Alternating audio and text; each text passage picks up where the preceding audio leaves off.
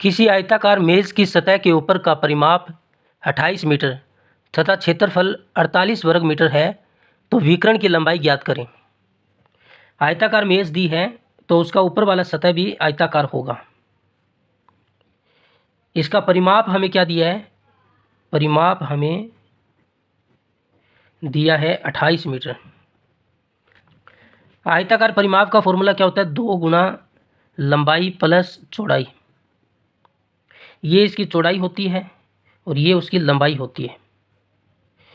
इसकी आयत की आमने सामने की भुजा भी बराबर होती है। ये लंबाई है तो ये भी लंबाई होगी, ये चौड़ाई है तो ये भी चौड़ाई होगी और इसका मान हमें 28 मीटर दिया हुआ है। ये 2 गुना में उधर जाएगा, उसके भाग में चला जाएगा तो लंबाई प्लस चौड़ाई का मान कितना आएगा? 28 में 2 का भाग देंगे तो 14 मीटर आएगा। फिर हमें दिया है आयत का क्षेत्रफल। आयत का क्षेत्रफल कितना दिया है? 48 वर्ग मीटर। आयत के क्षेत्रफल का फॉर्मूला क्या है? लंबाई गुणा चौड़ाई। इसका मान 48 वर्ग मीटर दिया है। ये समीकरण 1 है और ये 2 है।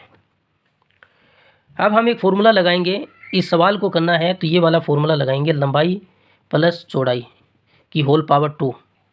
अगर हम इस फॉर्मूले को खोलते हैं, फॉर्मूला अलजेब्रा का है, a प्लस बी की होल पावर 2 हो तो a का वर्ग प्लस b का वर्ग प्लस 2ab होता है। a का मान कितना? लंबाई है तो लंबाई का वर्ग, प्लस b का मान चौड़ाई है तो चौड़ाई का वर्ग, फिर है प्लस 2ab। 2a का मान कितना है? लंबाई और गुणा में चौड़ाई। इस तरीके से ये फॉर्मूला खुलेगा। अब यहाँ पर देखिए, लंबाई प्लस चौड़ाई का मान कितना है? लंबाई प्लस चौड़ाई का मान 14 है तो 14 का वर्ग करेंगे। यहाँ से लंबाई का स्क्वायर प्लस चौड़ाई का स्क्वायर प्लस 2, लंबाई गुणा चौड़ाई। लंबाई गुणा चौड़ाई का मान कितना है? 48 वर्ग मीटर। 14 का वर्ग क्या होता है? याद नहीं है तो गुणा कर लीजिए। 14 को 4 से करेंगे 56 होगा, हासिल 5, 14 5 19 तो 196 होगा।